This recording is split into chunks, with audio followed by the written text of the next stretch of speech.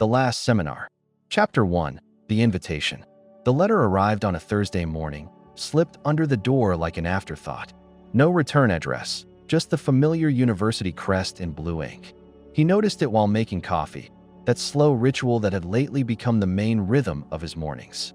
Thomas Adler turned the envelope over once, then again, as if its weight could tell him something.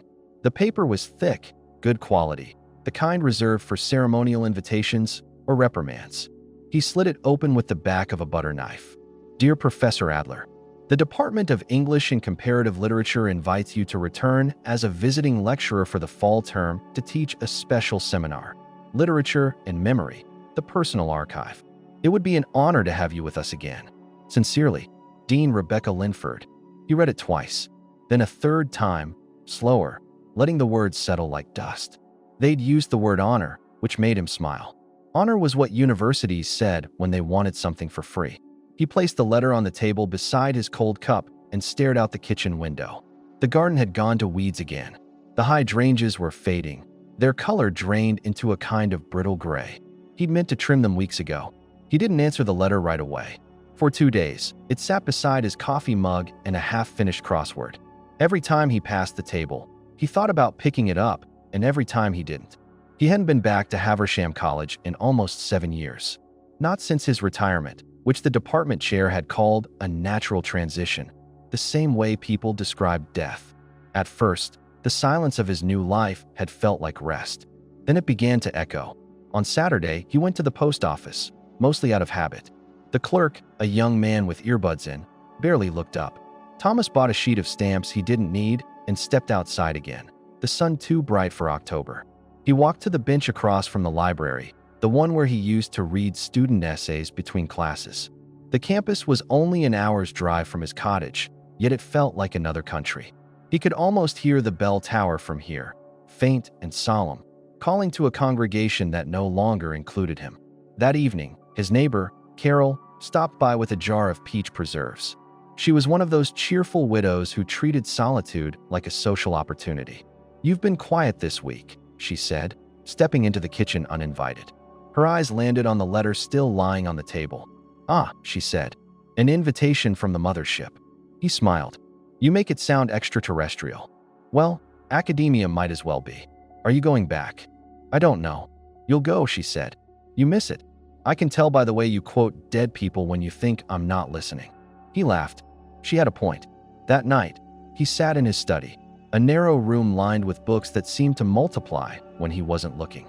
The desk lamp cast a small circle of light over the letter. He picked up a pen, hesitated, and began to write a reply. "Dear Dean Linford, thank you for your letter. I accept your invitation. I look forward to seeing the old place again and to discovering what remains of it. Yours sincerely, Thomas Adler." He folded it neatly, sealed it, and placed it by the door. The next morning, he mailed it before he could change his mind. The drive to Haversham took him through the kind of landscape that had once defined his lectures. Old barns, forgotten fields, the muted poetry of decay. He caught himself narrating the scenery in his head, as though he were already speaking to a classroom. The thought unsettled him. When he reached the town, little had changed. The bakery still displayed its cinnamon rolls like rare manuscripts. The bookstore, Ash and Quill, had survived, though barely. He parked in front and went inside, the bell above the door ringing like a memory. Professor Adler. The voice belonged to Miriam, the owner, a woman whose age, like the store, refused to be measured in years. "I heard rumors. You're coming back, so it seems." "Well," she said, wiping her hands on a cloth. "You always said retirement was a fiction." "Did I?" "You did. Right after your third whiskey, if I recall." He smiled. "Then it must be true." She handed him a book wrapped in brown paper. "On the house," she said. "For courage." He didn't open it until later. It was the Odyssey. The department building was exactly as he remembered, its corridors narrow and lined with bulletin boards layered in forgotten announcements. The air smelled of chalk and old carpet. His footsteps echoed down the hall, followed by the quiet murmur of voices behind office doors. When he reached the faculty lounge, Dean Linford was waiting. She stood as he entered, mid-40s, crisp suit, the kind of polite enthusiasm that suggests both competence and caution. "Professor Adler," she said warmly. You made it. I did, though the building seems to have survived without me. Barely, she said, smiling. We've missed your lectures. Flattery from administration. A rare pleasure. I mean it, she said. The students still talk about your last course, modernism and the end of faith. They quote you even. God help them. She laughed. We've scheduled your seminar on Tuesdays and Thursdays, 2 o'clock. Small group, 12 students. Mostly seniors. 12, he said. That's either manageable or dangerous. They're bright. Opinionated. You'll like them. He doubted it, but said nothing. His new office was a converted storage room.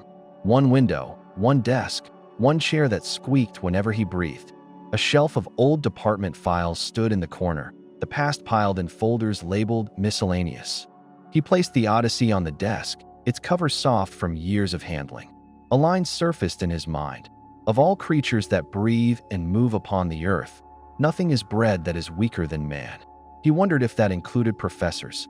He unpacked a few books, a fountain pen, and a framed photograph of his late wife, Margaret. In the picture, she was laughing at something just out of frame, the kind of laughter that never quite fades, even when everything else does. He placed it on the desk, angled slightly toward the window. His first seminar began with silence. The students sat in a semicircle, their faces bright with the curiosity of those who hadn't yet learned how exhausting curiosity can be. He cleared his throat. Good afternoon. My name is Thomas Adler. Some of you may know it. Most of you don't. This course is called Literature and Memory. It will not make you employable. If that concerns you, you may leave now. No one moved. Good, he thought. Or perhaps foolish. He continued. We'll discuss how literature remembers what we forget, how words hold the ghosts we're afraid to name. And occasionally, we'll argue. That's encouraged. Civilization, after all, began as an argument.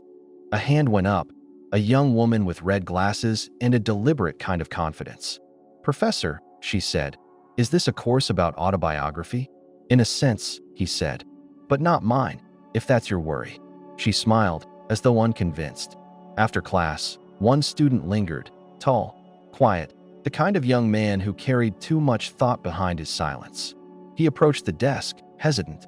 Professor Adler, he said, I wanted to ask, do you remember a paper called The Ethics of Forgetting, written about 10 years ago? Adler frowned. The title sounds familiar. It was mine. You wrote me a letter about it. Said it was too young to be right, but not wrong enough to be ignored. He smiled faintly. That does sound like me. I'm doing graduate work now, on memory theory. You were sort of the reason I started. Adler felt a small, surprising warmth at that. Then, almost immediately, a shadow. Well, he said, I hope I wasn't too large a reason. The larger the mentor, the smaller the escape route. The student smiled, nodded, and left. When the door closed, the room felt larger and emptier. That night, he walked through the campus alone. The air smelled of rain and old wood. Through the windows of the library, he saw students bent over their screens, faces lit by a light that wasn't quite human. He wondered if they still read books the way one once read a person, slowly, with attention. A sudden gust scattered leaves across the courtyard, and he remembered Margaret again. Her voice on a night like this. You live too much in your head, Tom. Try being where you are for once. He'd promised to try. Then the years had carried him elsewhere. In the faculty lounge, he found two of his old colleagues sitting with coffee and gossip. Ellen Hart, the linguist with a wit like a scalpel, and Victor Hale, the poet who'd been almost famous for 40 years. Tom Adler, Victor said, standing as though greeting a ghost. You're back among the living. So it appears. What possessed you? An invitation. From Linford, Ellen asked. She's clever. She's rebuilding the department with nostalgia. She'll regret it, Thomas said. I'm not very nostalgic. None of us are, Victor said. That's why we stay. They laughed. That quiet, tired laughter of people who have seen the same conferences, the same arguments, the same decline. Ellen leaned back. They still whisper about your last year, you know. He looked at her. Do they? Oh yes. Whispering is how institutions breathe. He didn't reply. He'd expected it. The rumor that had followed him out of the university like a loyal dog. Plagiarism, they'd said. Or favoritism. Or both. He'd never confirmed or denied. Silence had been easier. The next class, he brought in a box of old letters. Real ones, written in ink. the kind that carried weight. He passed them around. The students touched them as if they were artifacts from another species. "These," he said, "are fragments of other people's memory. Read one, then tell me what survives in it, and what doesn't." They read quietly. The red-glassed student raised her hand again. "This one," she said, "feels unfinished, like the person meant to say more." "Most letters are," he said. "We write them in the belief that time will finish the sentence for us." She nodded, thoughtful. Another student, a boy with restless hands, asked, "Did you write any of these?" "No," he said, then paused. "But I could have." Later that afternoon, he found a note slipped under his office door. No name, just a single line. "Some memories shouldn't be taught." He stared at it for a long time, then folded it carefully and placed it inside the Odyssey. That night, he couldn't sleep. He poured a drink, sat by the window, and watched the rain trace slow lines down the glass. He thought of the note, of the whispering Ellen had mentioned, of the student who'd remembered his letter. The past, he realized, wasn't returning. It had never left. It had just been waiting for him to walk back into its office. He looked again at Margaret's photograph. "I think I've made a mistake," he said softly. Her smile, frozen in another decade, offered no answer. In the morning, he found another envelope slipped under his door. This one smaller, sealed with red wax, no crest this time. Inside was a single photograph, a younger version of himself, standing beside a woman in a classroom. The woman's face was turned slightly away, but he knew it instantly. Her name had once been Anna. He hadn't seen her in 25 years, and she'd been the reason for everything. He turned the photograph over. On the back, written in familiar handwriting, "See you soon." He sat there for a long time, the photograph trembling slightly in his hand. Outside, the bell tower struck the hour, deep and deliberate. 12 chimes. He exhaled, folded the photo, and slipped it into his jacket pocket. Then he stood, straightened his tie, and walked toward the department office, his footsteps echoing down the hall, as though the building itself were listening. Chapter 2. The Return of Anna. He arrived on campus early the next morning, long before the first students appeared. The corridors were still dark, the kind of half-light that made the familiar seem foreign. He liked the building best at this hour, before it remembered it had to be alive. The photograph was still in his jacket pocket. He hadn't looked at it since the night before, though it felt heavier now, as if the paper had absorbed something from his thoughts. He took it out, studied it again under the hallway's flickering light. He was younger in it, early 40s, perhaps. The classroom behind him was one of the old lecture halls, wood-paneled and worn. And beside him stood Anna. Anna Voss. He whispered the name quietly, as though it might still have power. She'd been a doctoral candidate then, a visiting scholar from Chicago, writing her dissertation on confession in modern fiction. Brilliant, intense, and much too perceptive for her own comfort. He'd been her advisor for one semester, long enough for admiration to blur into something else. He'd told himself, at the time, that it was intellectual affection, that he admired her arguments, her sharpness. But the truth had been more primitive, more dangerous. He'd ended it before it began, or so he'd thought. When the faculty began to arrive, he forced himself to look ordinary, coffee in hand, polite nods, the neutral smile of a man who'd learned to survive by appearing harmless. He ran into Dean Linford near the lounge. "Morning, Professor Adler," she said. "You're early." "Old habits. I like to rehearse my disappointment." She laughed. "The students seem to adore you already. That's always the first sign of trouble. Or talent," she said. "By the way, we've assigned you a teaching assistant. She'll be by your office today." He frowned. "I don't need one. It's policy. Every seminar gets one now. Keeps the students organized and the faculty sane. I've survived without sanity for years." "Humor me," she said, smiling. "You might find her useful." He nodded, though uneasily. The word her lingered in his mind longer than it should have. At 10 o'clock, there was a knock on his door. He looked up from his notes. "Come in," he said. The door opened slowly, and for a moment, he thought his memory had conjured her. But no, the face was younger, sharper at the edges. "Professor Adler?" "Yes. I'm Lily Voss," she said. "Your new assistant." The name hit him like a sudden change in temperature. He stared at her, trying not to. She had Anna's eyes, the same clear gray, the same calm that concealed impatience. "Voss," he repeated carefully. "Any relation to?" She smiled slightly. Anna Voss. My mother. He sat back, the chair squeaking in protest. Well, he said softly. That's unexpected. She mentioned you, Lily said. A long time ago. Did she? Yes. She said you were the only person who ever taught her how to be silent. He couldn't tell if that was meant kindly. He gestured toward the chair. Please, sit. She did. Her movements were precise, practiced, the kind of self-possession learned from growing up around people who believed words were weapons. They spoke for half an hour about the seminar, the students, the grading schedule. She took notes efficiently, never once breaking composure. When they finished, she stood. If it's all right, I'd like to sit in on your next class, to get a sense of your approach. My approach, he said, smiling faintly, is mostly improvisation. Then I'll bring a notebook. He nodded. As she left, he caught a glimpse of something familiar in her expression, that same half-smile Anna used to wear when she knew more than she was saying. When the door closed, he opened the Odyssey again. The note from the day before was still there, folded between pages. He took it out, turned it over. On the back, written faintly in pencil, was another line he hadn't seen before. She knows. He spent the afternoon distracted. The seminar felt like a performance he'd already forgotten the script to. The students noticed, though none said it. After class, the red glass student, Claire, lingered. Professor, she said, are you all right? He looked at her, startled by her concern. I'm fine, he said. Why do you ask? You seemed elsewhere today, like you were talking to someone who isn't here. He smiled, thinly. That's every teacher's condition. She hesitated. We're reading Wolf next week, right? Yes. I found an old interview where she said memory is a mirror that distorts only in the way we wish it to. I thought you'd like that. I do, he said quietly. Very much. She smiled left. He watched her go, wondering whether she'd meant to comfort him or to warn him. That evening, he walked through the faculty garden, a small, overgrown courtyard behind the library. The air smelled of wet stone and lilac. He used to meet Anna here, years ago, before everything ended. He remembered the last time they'd spoken. The same garden, a late afternoon, the light falling between the branches like a closing curtain.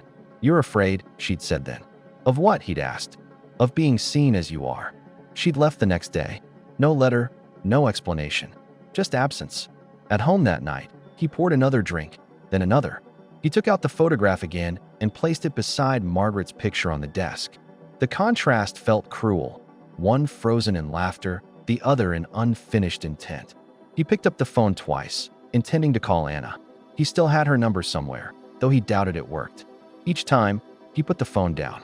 At midnight, he found himself writing instead, a habit older than sleep. Anna, I received something today. A photograph. I don't know who sent it, but I imagine you know why. Your daughter is here. She looks at me the way you used to when you wanted the truth but expected a lie.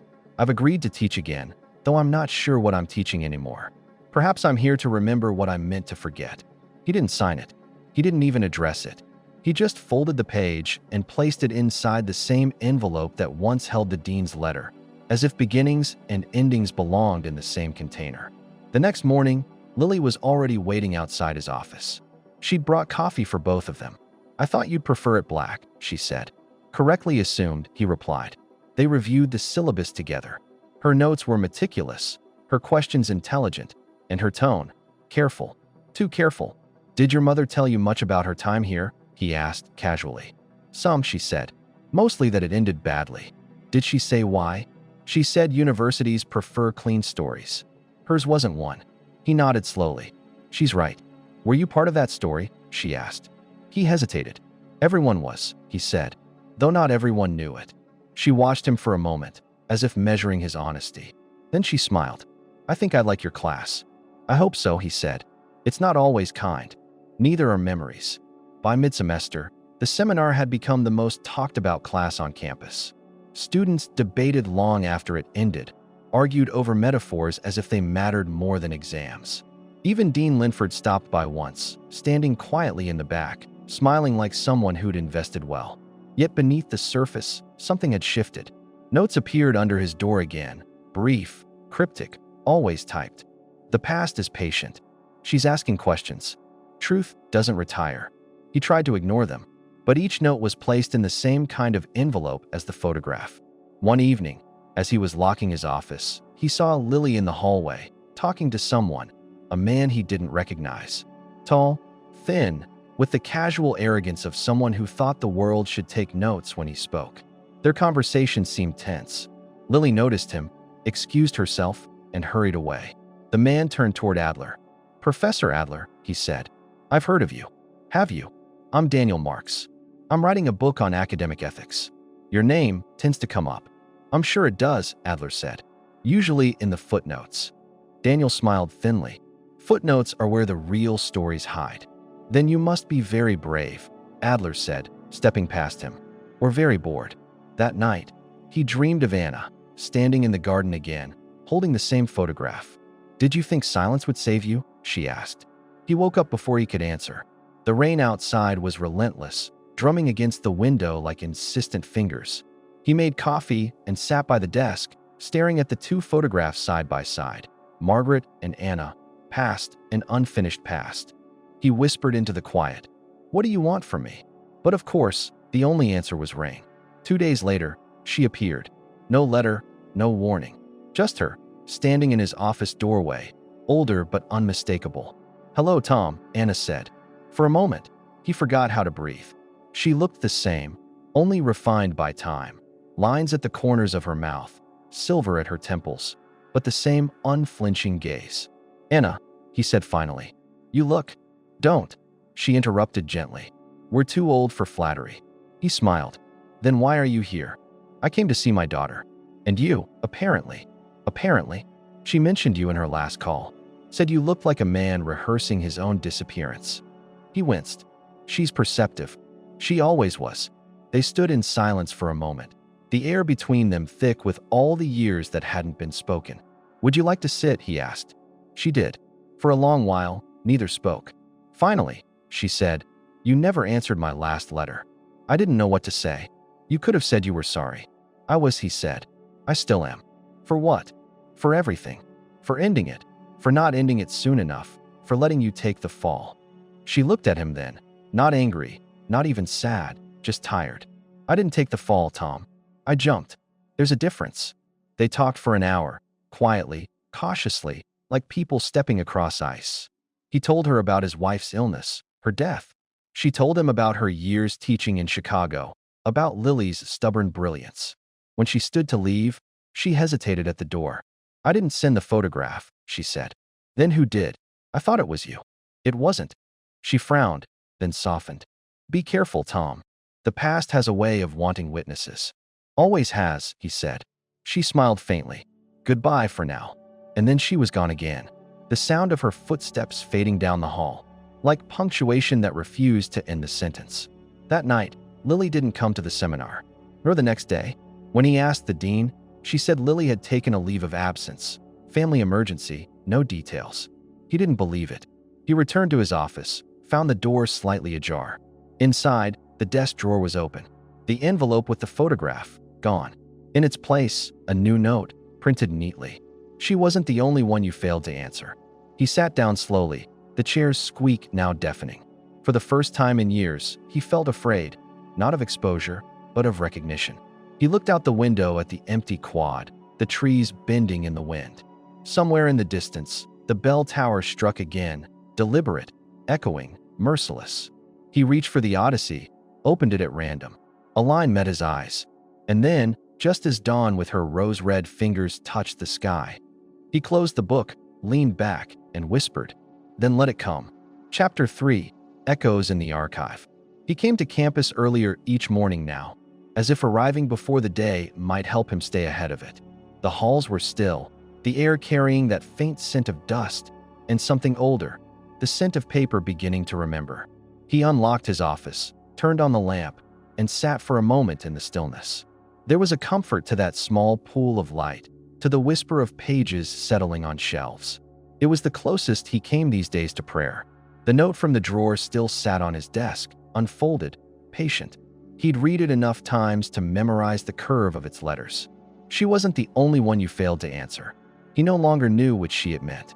There were too many candidates now. Margaret, Anna, Lily, perhaps even the students, each waiting for an answer he didn't know how to give. At 10, the rain began again, the kind of rain that soaked slowly, deliberately. He watched it slide down the window and felt, not for the first time, that he was inside a dream he'd already had. He tried to work. He opened a stack of student essays, each one full of arguments about memory and identity, as if the young had already learned to distrust themselves. He read a line from Claire's paper. "We curate our own ghosts, then complain when they refuse to leave." He smiled, then stopped. The sentence was something he'd once said in lecture. Word for word. He put the essay aside and looked out the window again. In the reflection, his face seemed thinner, slightly transparent, like a man half erased. At noon, he went to the archives. The building sat at the edge of campus, old and nearly forgotten. A museum for paperwork, with walls that smelled of glue and old ambition. He hadn't been inside in years. The archivist, a man named Peterson, recognized him immediately. "Professor Adler," he said, standing. "Back from the afterlife?" "Temporarily," Adler said. "I'm looking for faculty records from the late 90s. Department correspondence, conference notes, that sort of thing." Peterson raised an eyebrow. "Revisiting the glory days?" "Something like that." Peterson shrugged. "They're in the back room. Not digitized yet. The past resists convenience." Adler followed him through aisles of stacked boxes, each labeled in careful script. The sound of their footsteps echoed softly, like punctuation. He spent hours there, moving through folders and forms, his fingers dusted with age. Old memos, syllabi, handwritten notes from department meetings, fragments of a life that had once seemed important. Then he found it, a folder labeled Adler/Voss Inquiry, 1998. He hesitated before opening it. Inside were photocopies of letters, statements, an unsigned report. He scanned the first page. Allegations of professional misconduct remain unsubstantiated. However, the impropriety of mentorship boundaries requires administrative review. He felt a chill, though the room was warm. He turned another page, Anna's handwriting, a letter to the dean. There was no coercion, no impropriety. There was only thought, too much of it, perhaps, and the mistaken belief that understanding is the same as love. He closed the folder gently. For years he'd told himself the story had been exaggerated, distorted by rumor. Now he saw it had been something else, simplified. They'd both lied, just not about the same thing. He left the archive near dusk, the rain finally stopping. The campus glowed faintly under the wet light, the trees slick and dark. He felt the odd calm of someone who's found proof of what they already feared. As he crossed the courtyard, he heard footsteps behind him. He turned, but the path was empty, just the wind moving through the leaves. Still, he quickened his pace. That night, he didn't turn on any lights at home. He poured a drink and sat by the window, the glass cold in his hand.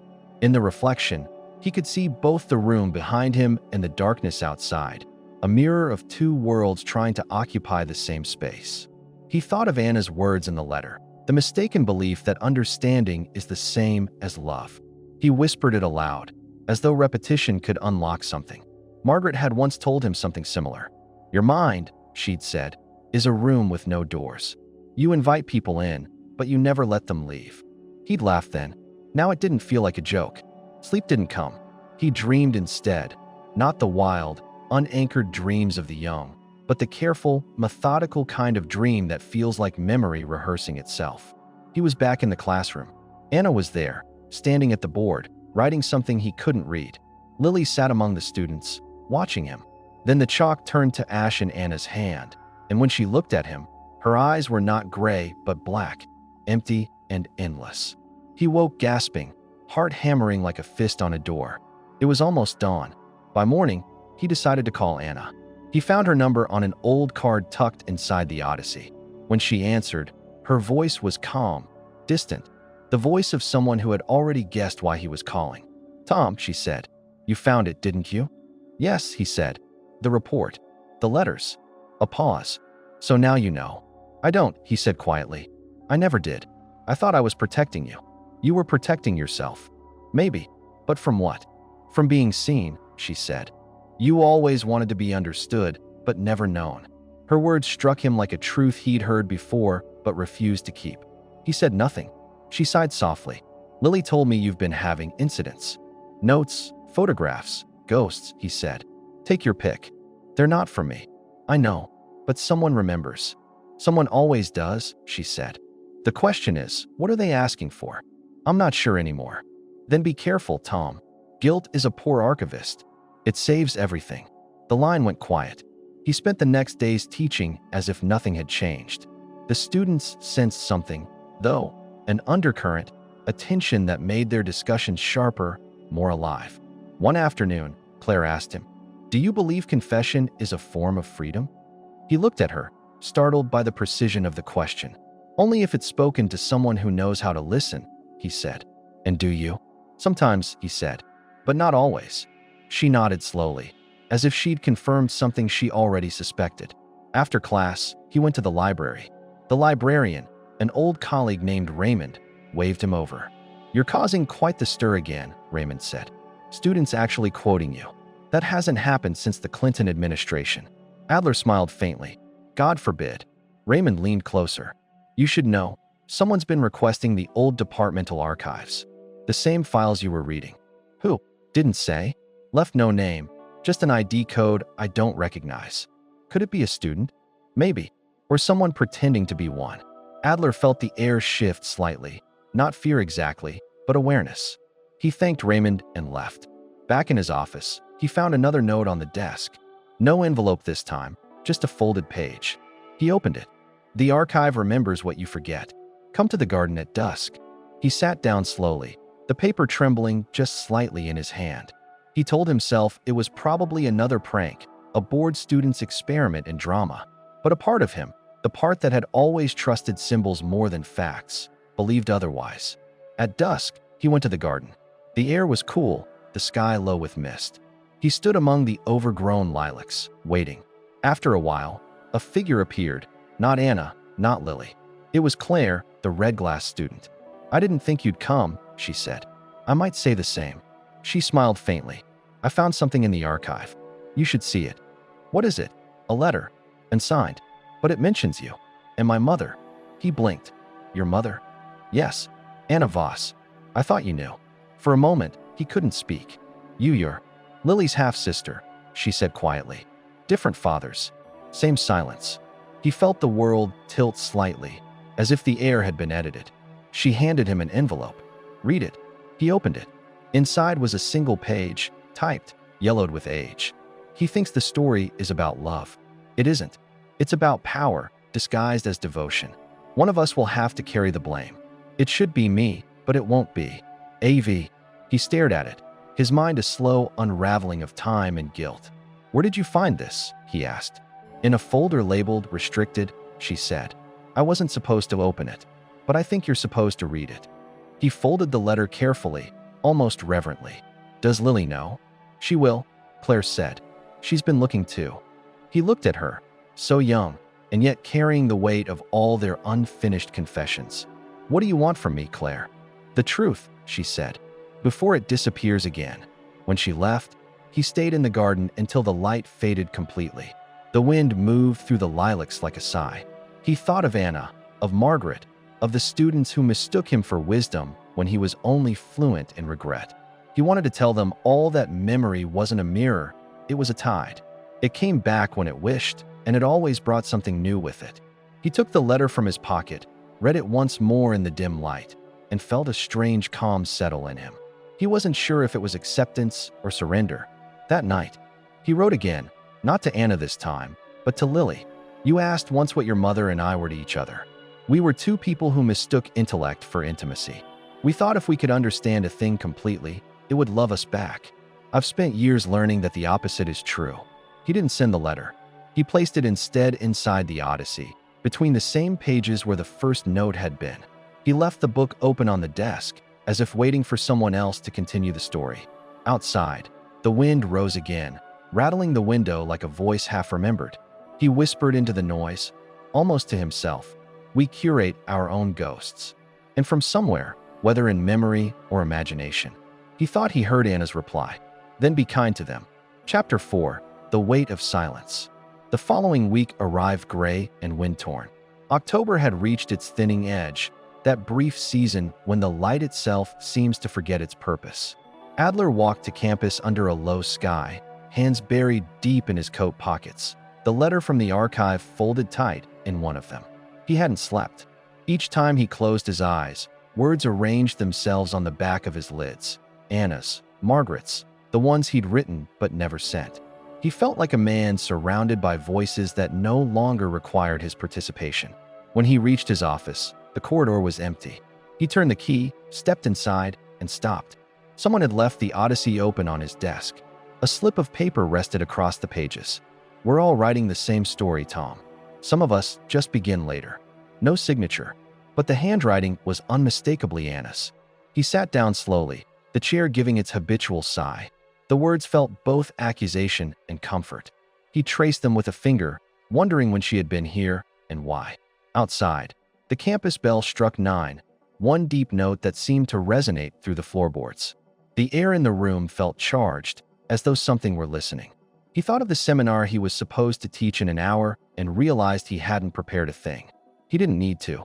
The class had become less about syllabus and more about survival. By the time the students arrived, he'd composed himself. The rain had returned, tapping against the windows in uneven rhythm. "Today," he said, "we'll talk about silence in literature. Not the absence of sound, but the presence of what cannot be said." Claire raised her hand.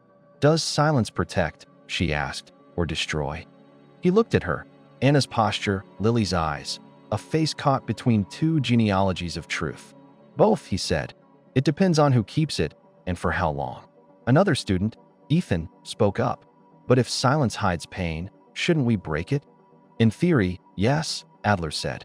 "But life rarely offers theories. Sometimes silence is the only way to finish a story without burning it." The room went quiet. He could feel them all watching him. Not the professor now, but the man who had accidentally stepped into his own lesson. After class, Claire stayed behind.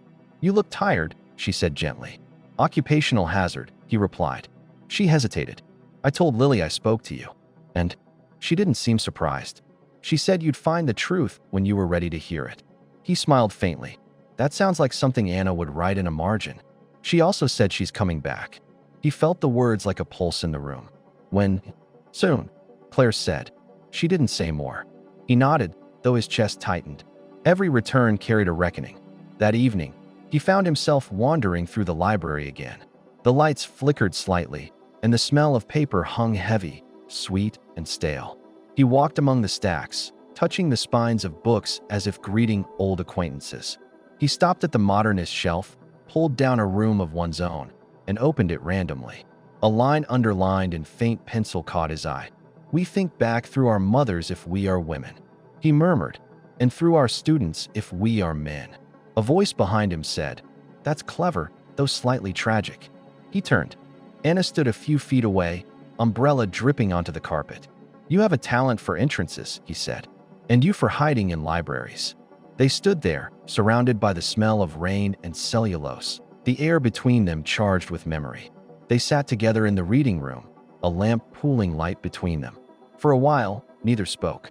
Finally, Anna said, "Lily told me you found the report." "I did. And the letter?" He nodded. "Claire gave it to me." Her brows lifted. "So you know she's—" "Yes, she told me." Anna exhaled. "I never meant for you to find out like that. How else could I? She wanted to know who you were before deciding what I was." He smiled sadly. "And what did she decide?" "That you're still trying to atone for something you never named." He leaned back. "She's perceptive. She's my daughter. That explains it." They shared a silence that felt almost companionable. At last he said, "Anna, I need to understand. Why all this? Letters, notes, the ghost of a scandal 25 years old. Why stir it now?" She looked at him steadily. "Because Lily found your old correspondence. The ones you sent me, but I never answered. She thought the story unfinished. She wanted you to finish it before you die, pretending it never began." He stared at the table. "I was trying to spare you." "Don't flatter yourself," she said softly. "You were sparing your legacy." He looked up. "I loved you." "I know," she said. "But love isn't always the same as goodness." The rain outside grew harder, drumming against the windows like static. In the reflection, they looked like two figures caught in a painting of their own making. He said quietly, "Do you ever regret it?" She smiled without warmth. "I regret the silence more than the sin." He nodded, absorbing that. "Then maybe it's time to speak." She reached across the table, touched his hand lightly. Not to me. To them. The students, the department, whoever keeps repeating the half-truth.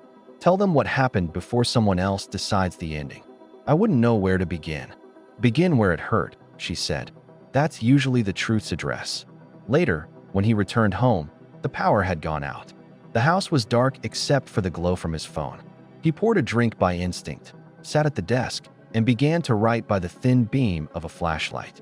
He wrote about the first day he met Anna, the seminars that became confessions, the blurred boundary between admiration and need.